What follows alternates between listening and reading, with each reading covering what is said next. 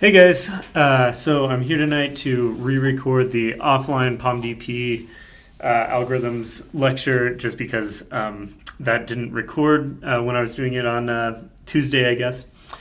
So we'll go through that again here. So let me get rid of myself on here. All right. So yeah, last time, or I don't know, the time before this lecture was originally supposed to be, we talked about alpha vectors. So the idea behind alpha vectors is that you have this kind of picture where there's a belief of a state on the bottom axis, or belief of one of the two states. This is only for a two-state POMDP. And each of these alpha vectors corresponds to a conditional plan, and these alpha vectors represent the value function over the belief space. So each of these corresponds to a conditional plan. A one-step conditional plan just consists of an action. A two-step conditional plan consists of an action, a root action node, and then an observation for each edge, and then actions to take after that observation. So this might look something like, let's see, these two different plans. I'm just kind of making this up, but these are just examples of what conditional plans might look like. And so each one of these alpha vectors is the value function of one of those conditional plans. So last time we talked about we did basically two steps of POMDP value iteration. And basically we started with a group of, an empty set of alpha vectors, and then we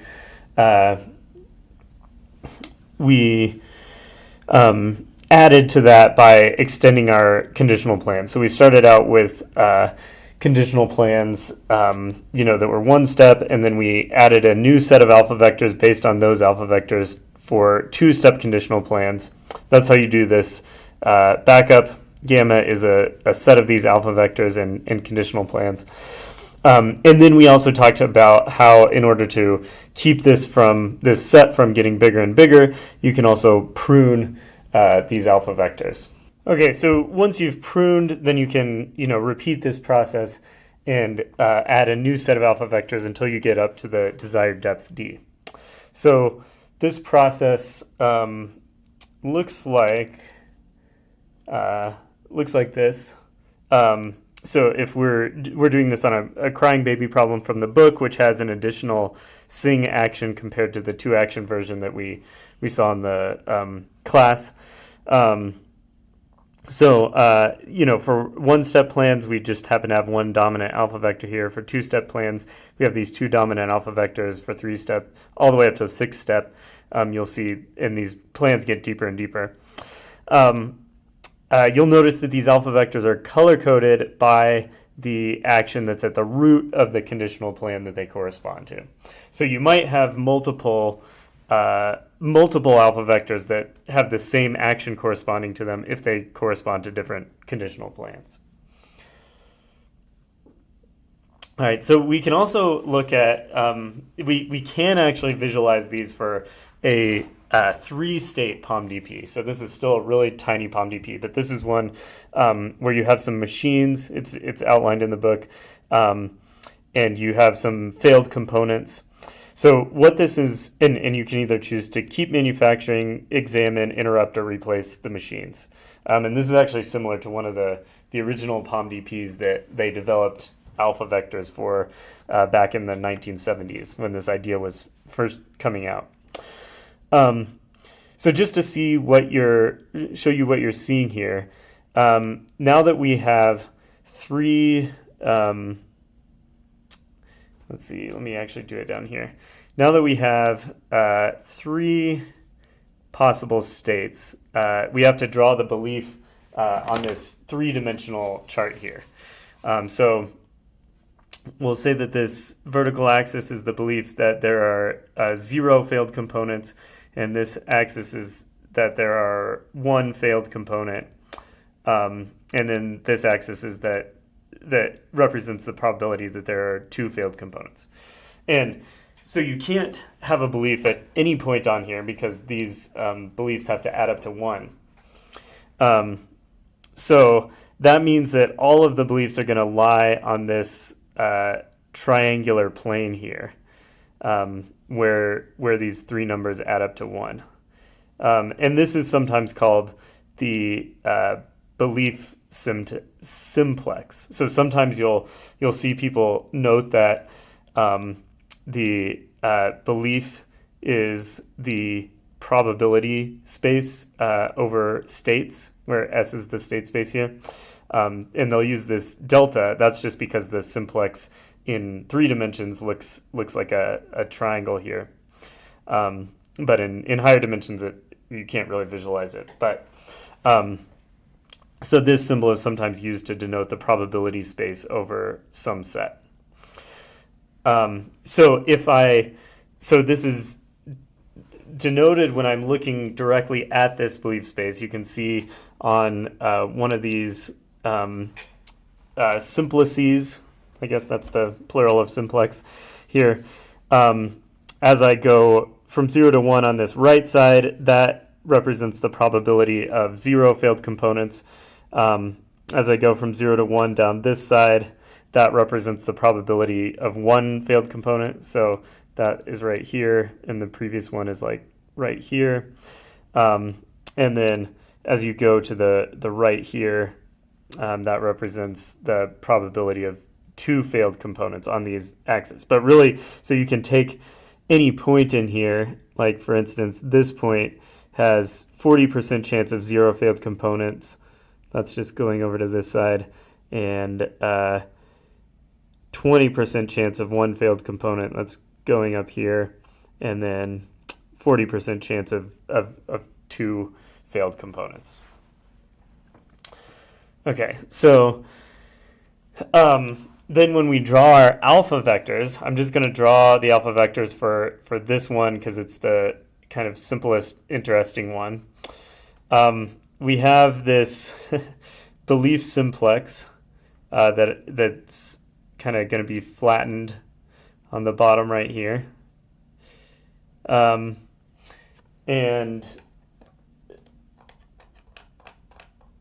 that's going to have the value function is going to be this vertical axis here. So I'm going to draw these lines up.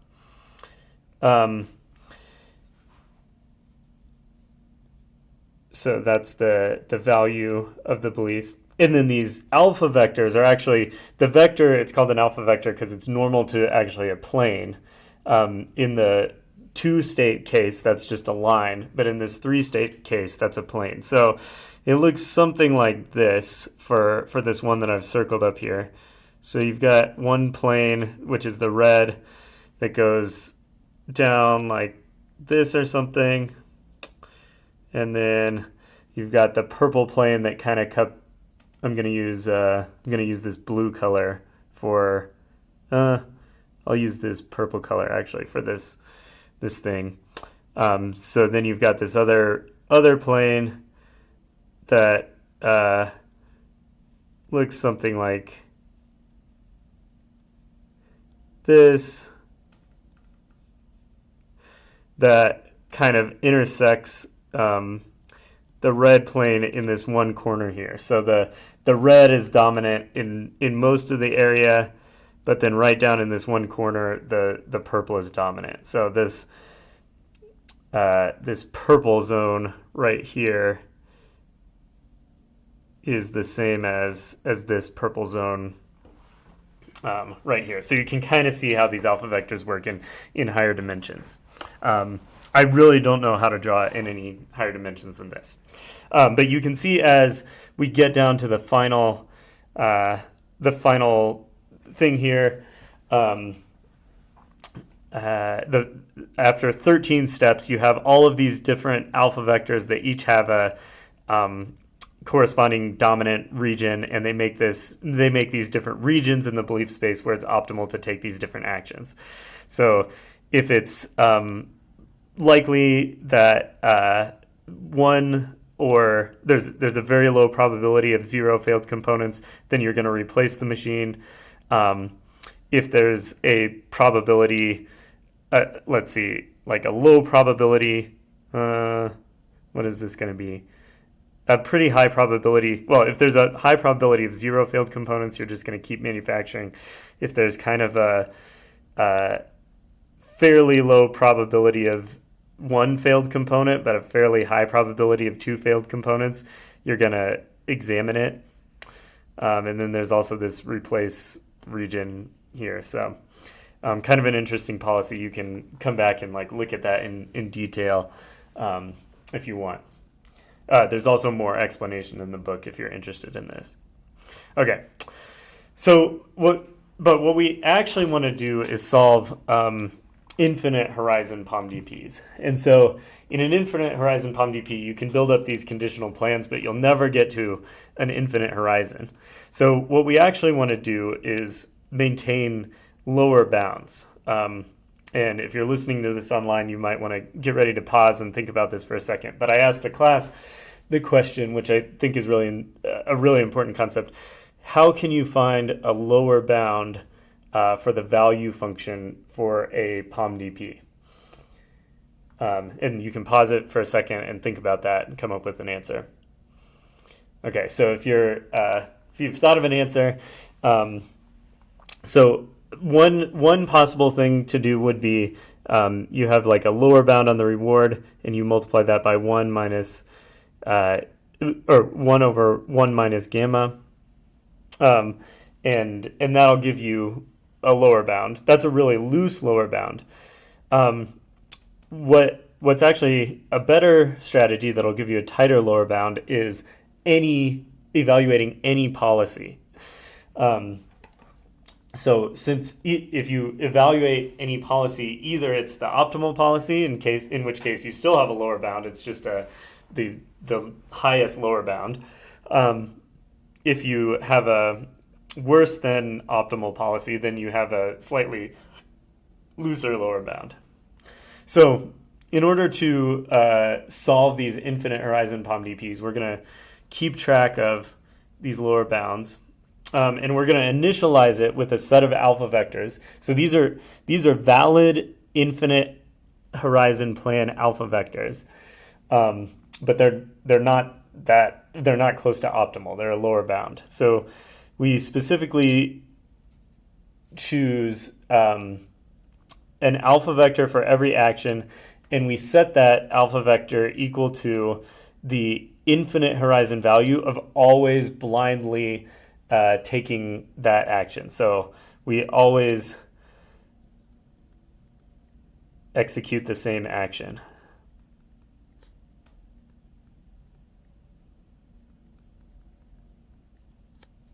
And so if you'll remember, since we always execute the same action, we don't care about the observations, and we can calculate this with the POMDP evaluation equation.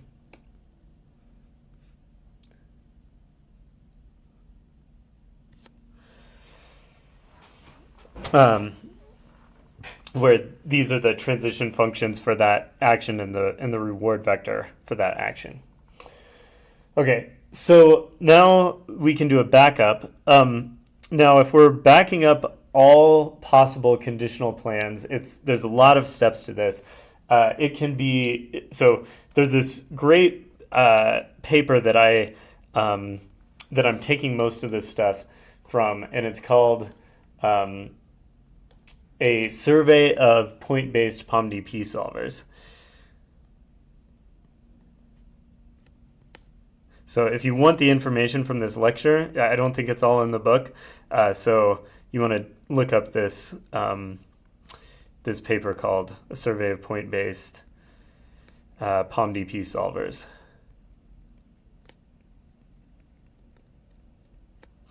Okay. So, like I said, the backup equation this backup process is a little difficult to describe. This paper shows it with this notation, which is which is the most concise way to do it that I've seen, but it's a little bit tough to understand at first glance. And I won't expect you in the exam or anything to be able to do this whole thing. I just want you to know how to describe this if you ever need to code something up like that. So gamma prime, the new the new set of alpha vectors, is going to be the union over A in the action space. And these instructions are going to appear kind of backwards, like I'm going to write something and then I'm going to write now the definition of gamma A. So you'll actually, actually perform these operations in reverse order. So gamma A is equal to this circle plus operation over all of the observations of gamma A comma O. This circle plus is defined as, so gamma 1 plus circle plus gamma 2 is equal to the set of the sum of alpha 1 and alpha 2 such that for every alpha 1 in gamma 1 and alpha 2 in gamma 2. Gamma AO is equal to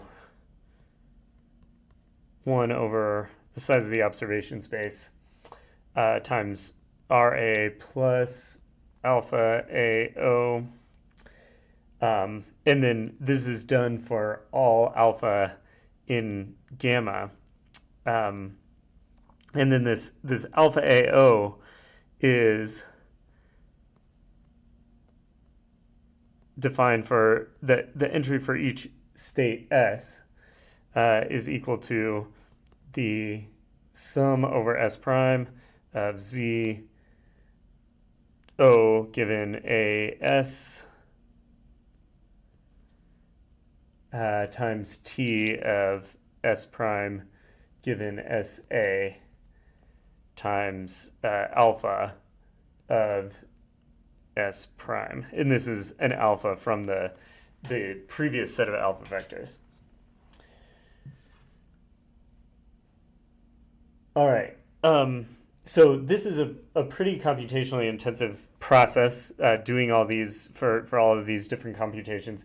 One backup has computational complexity of order of the size of the set of alpha vectors times the action space times the observation space times S squared plus size of the action space, state space, times the size of that set of alpha vectors raised to the observation space. So that's exponential in the size of the observation space. So that's not very good. And the set of alpha vectors can get large. So this is a pretty inefficient operation. So in order to cut down on this efficiency, people started doing something called point-based value iteration. So point-based value iteration means that we back up only at one particular sampled belief. So the idea here is that we're in our belief space somewhere. I'm just drawing it for a two-state POMDP. And we have some belief, we have some set of alpha vectors existing. Let's just say that it's something like this. That's our existing gamma. And then we have some belief that we're going to back up from. And we'll say that that's here. That's this belief. And so the idea is that we loop through all of the actions and observations. And for each of these actions and observations, we calculate a new belief B prime. That's the belief update from starting from B and taking action A and receiving observation O. And then we find the alpha AO that argmaxes that. and so this is from the set of existing alpha vectors. So we propagate all of these beliefs forward, and actually I'm going to use a different color for that, and get a new belief,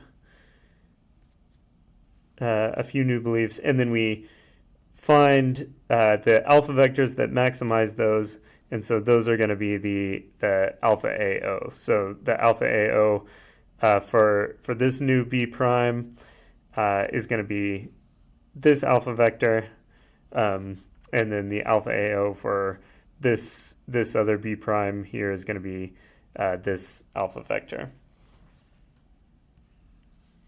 right here. And then for all states in the state space, we create this new alpha vector, alpha A, where the entry for state S is the immediate reward plus this function of the alpha AOs. And so that allows us to get an alpha A for each action. So those for two different actions might look something like, I don't know, this and this. And then we would take the argmax of all of those actions of this new alpha A, and with the new B, and with the B that we started with, and it looks like that'll be the orange one. So then we would add this orange alpha vector to the new gamma. So I guess we're going to return later on in this. I call this point backup. Later on in this presentation. So we'll return this, and then return the orange one, and then add it to the set of alpha vectors. So the question then is, this is for 1B, and what we really want to do is we want to keep track of it for a set of B's. So each update is only done for one particular B, but we keep track of the alpha vectors for this set of B's. And we'll call this set capital B. And then if we perform a point-based backup for each B in each little b in this set, capital B set,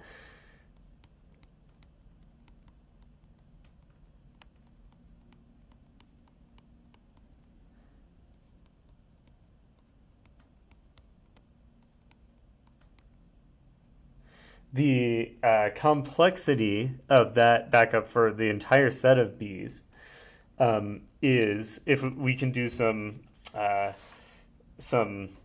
caching and reusing of these alpha AOs. You can read more about that in the survey of point-based value iterations.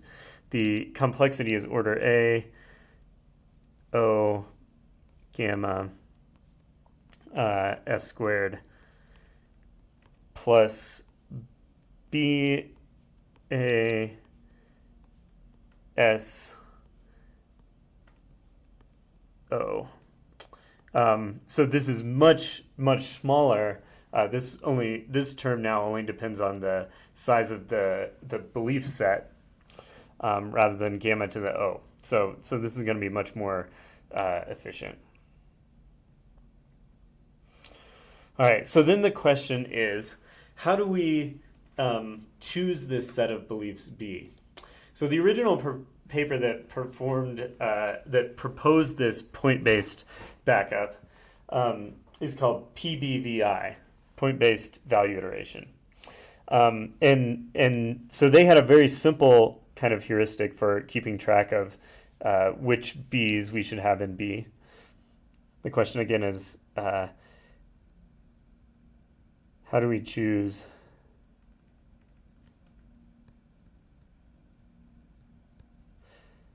B? And so PBVI basically it creates, it has this loop. It starts out with B0 as the only belief in there. We'll call this B0. And let's say at some point in time, it has these beliefs here. This is going to be, the blue set is going to be B. And it's going through this loop, and it does a point backup for each B in this set B. I'm not going to really draw that here, but I'm just going to focus on how do we choose the next beliefs to add in B. And so basically, it's going to take each of these B's and then do a belief update for each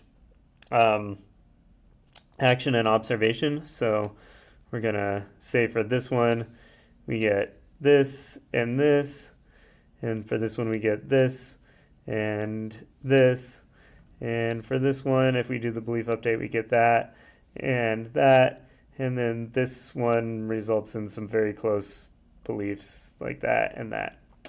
So then it will take this B tilde, which is the set of all these new beliefs. This is going to be called B tilde, and it finds the B prime and B tilde that has the maximum distance from the original blue set B. So it'll take the distances of all those from the nearest point in B, and it'll find that this one has the furthest distance, so then it will add this is going to be the result of this. It'll add it to this new set B prime, and then eventually add this B prime down into the set B. So then B will include, let's say we only do this once. Actually, it takes the furthest, it takes the furthest one from each belief. So it'll also take probably this one from that second blue point, and maybe, let's see, that one, and probably that one. Well, anyway, it'll take for each point in the blue set, it'll take one of these orange points and add it to B prime, and then it'll add that to the complete set, and that will update this capital B. People don't use this heuristic anymore, so you don't really have to understand the details, but this was kind of the original idea. So then the next idea was this thing called Perseus, and the idea was for Perseus just randomly sample beliefs. So essentially, you loop until B equals N, and you choose a random observation until B becomes some size. So you'll basically start out with B0, and then choose new points. Just basically choose a random action and a random observation. You'll get these new points, and you add these into capital B until B has size of N. And so that's called a random exploration step, and you basically alternate between random exploration and value backup. And so that, since it's just a simpler exploration strategy, it tended to work faster than the original PVI. So the next innovation, that was like kind of making things as simple as possible and thinking as little as possible as you're doing this exploration. The next innovation was doing this a lot more carefully, and this was called heuristic search value iteration. So the idea behind HSVI is we actually maintain a tree starting at B0 and with some action nodes, and then observation nodes below that. And we use as B, as the set B, all of the beliefs in this tree. So we have B here, and we do our point-based backups with those B's in this tree. And then the question is, how do we explore this tree? You could do some kind of Monte Carlo tree search. They do something a little more careful, and the way that they do this is by maintaining a lower bound and an upper bound. So you have V upper bar is the upper bound,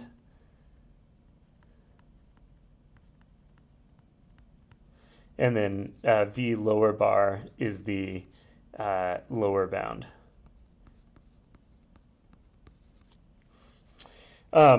And so these allow us to be a little more careful in how we explore the tree. I mentioned, I think it was FSSS is the algorithm that kind of does this for MDPs.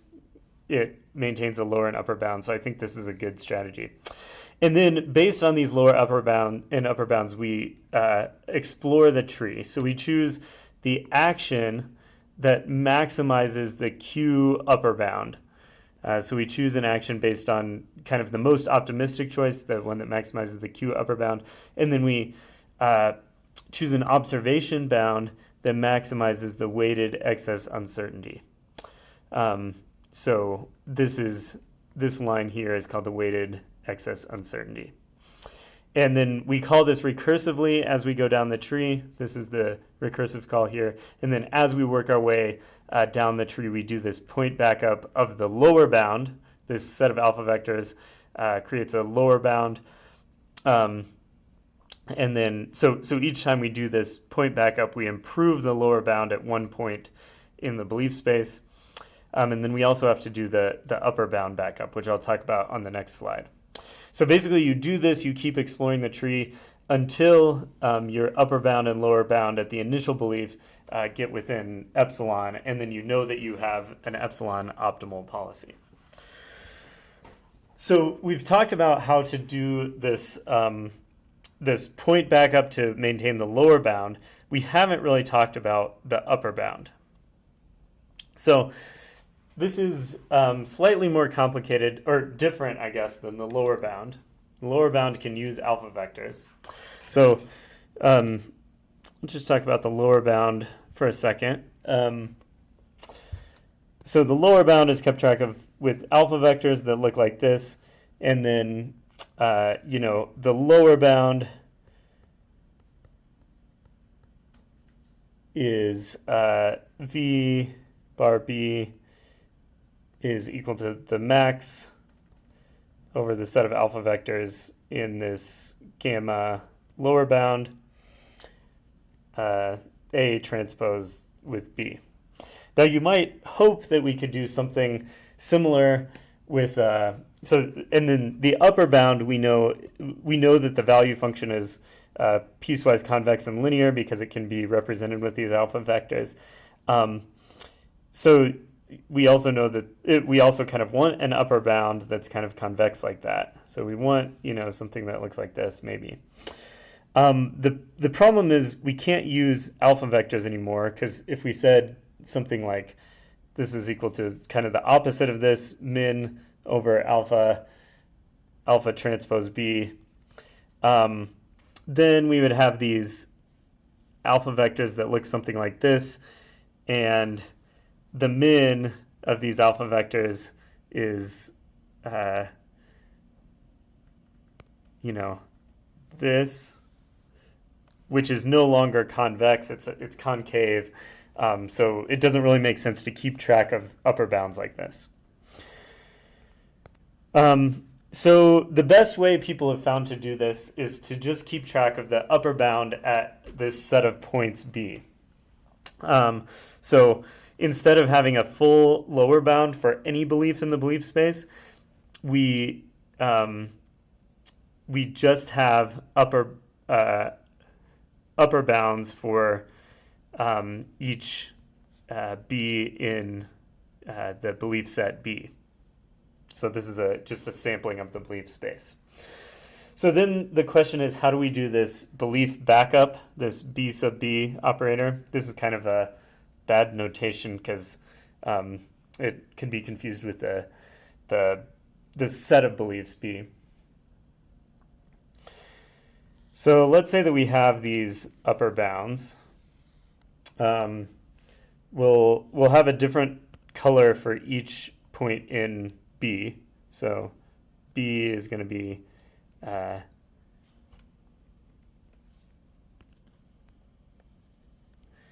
we'll say this point and this point and this point. And so the green is going to be this upper bound for that point, and then blue is going to be the upper bound for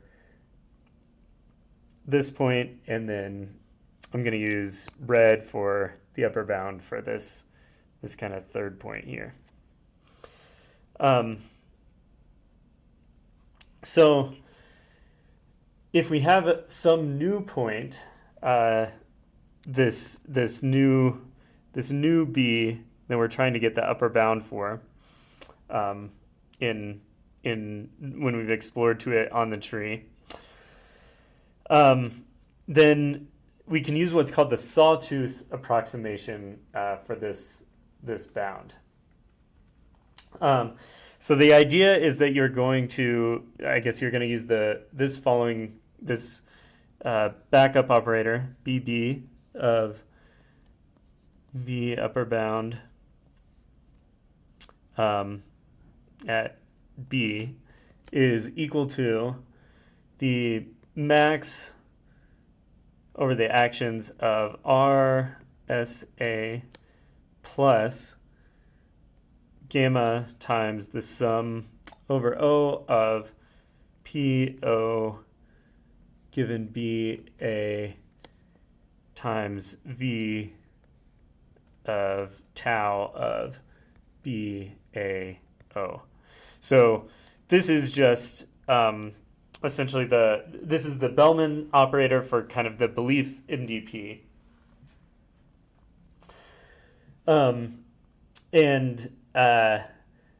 Sorry, this is BA. So this is just the expectation of the state action reward function over the belief. And so in order to calculate this term over here, we're going to simulate the belief updates. So I guess I'm going to do this in like this light green or something. And so that's going to give us a few new beliefs that we need to evaluate for. So given that we only have the upper bound at each of these discrete points in black here, how do we calculate the new belief at this point, or the new upper bound at this new belief? We'll call this B prime here.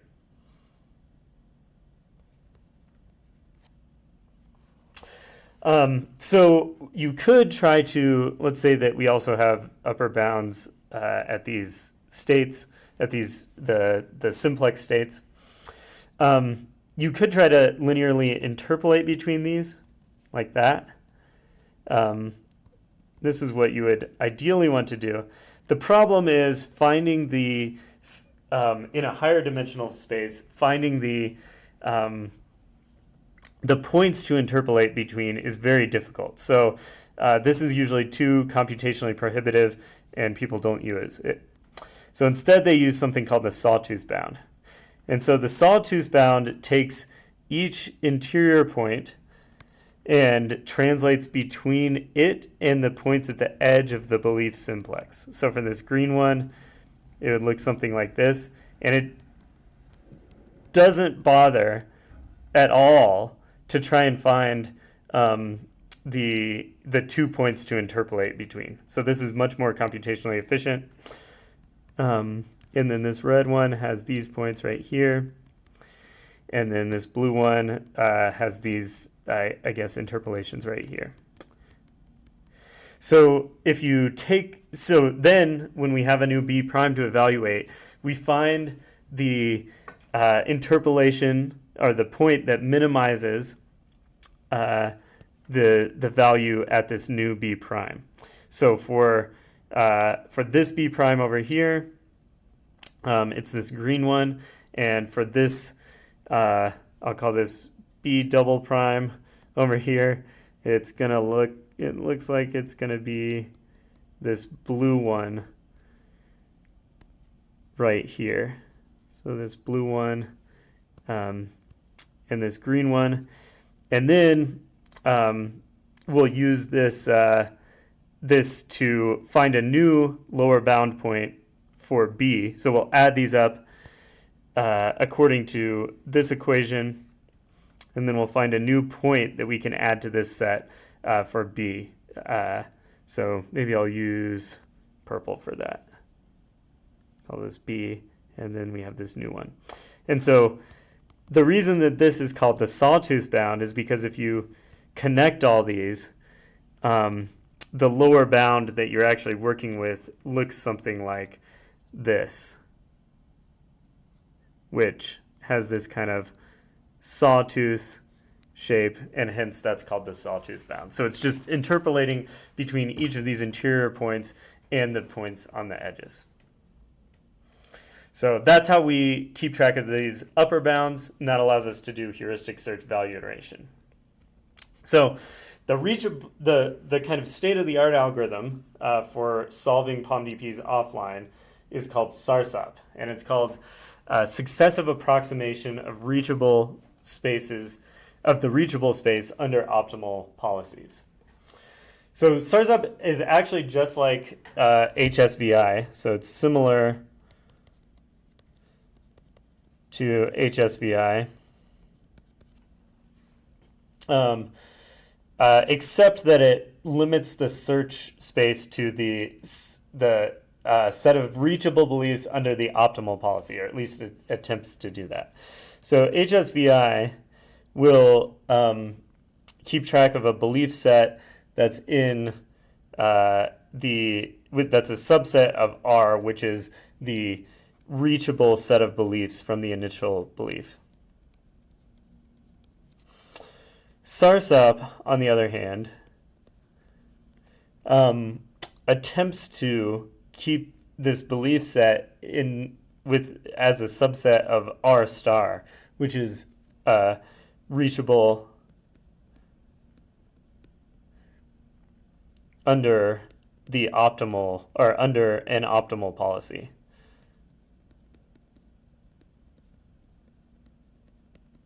So the idea is you really want to just completely ignore all of these beliefs that are not reachable under the optimal policy. But the problem is you don't know the optimal policy as you're computing it. So it's kind of this chicken and egg problem. But SARSOP does it pretty efficiently. So the idea is it still has this same tree as HSVI. It's got this B0 and then actions and then additional belief nodes. So the idea is that any of these 4 belief nodes could be in the HSVI tree. SARSOP keeps track of an upper and lower, or uses the upper and lower bound to prune. So it has Q upper bar of SA here, and it's also got Q lower bar of SA here. It's got these upper and lower bounds. And if Q BA, yeah, I guess these should be BA rather than SA. If Q upper bar BA is less than, we'll call this A1 and A2. If Q upper bar BA1 is less than Q lower bar BA2, then we prune all of the B's below the node BA1. So if the upper bound is less than the lower bound, then there's obviously no way that that can be in the optimal policy. So we can prune these, and then these two red belief nodes cannot be in the belief set. So these nodes are not in B for SARSUP. So that's the most important advertised difference between SARSUP and HSBI. But there's a few other tricks that they do that make it fast, and it's actually kind of hard to implement SARSUP yourself. We've tried because there's so many little tricks in there. So one other really important trick that they use is that they prune only over the set of beliefs in B as rather than the entire belief space. So say that this is B, these are all in B, and you have some alpha vectors, maybe they look like this. And then you have another alpha vector, this red one. This one would be pruned for any algorithm. So I talked about the witness algorithm for pruning that solves that linear program to see if there's any point where red dominates the other alpha vectors, and if there isn't, then we can prune it. That would prune this red one. This green alpha vector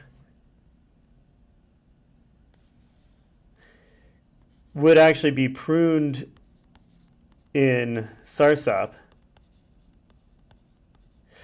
because it doesn't dominate all of the other alpha vectors for any of the beliefs in the belief set B.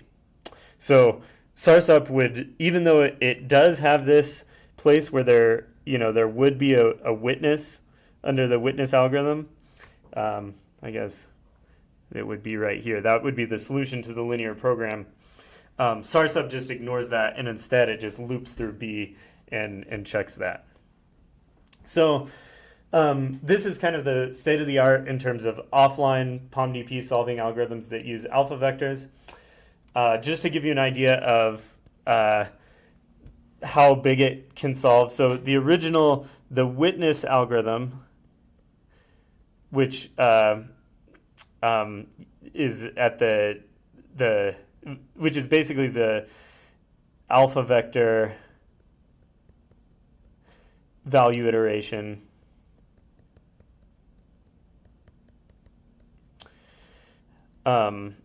algorithm that I introduced at the beginning of class. This could probably solve problems of like tens or 20 states or something.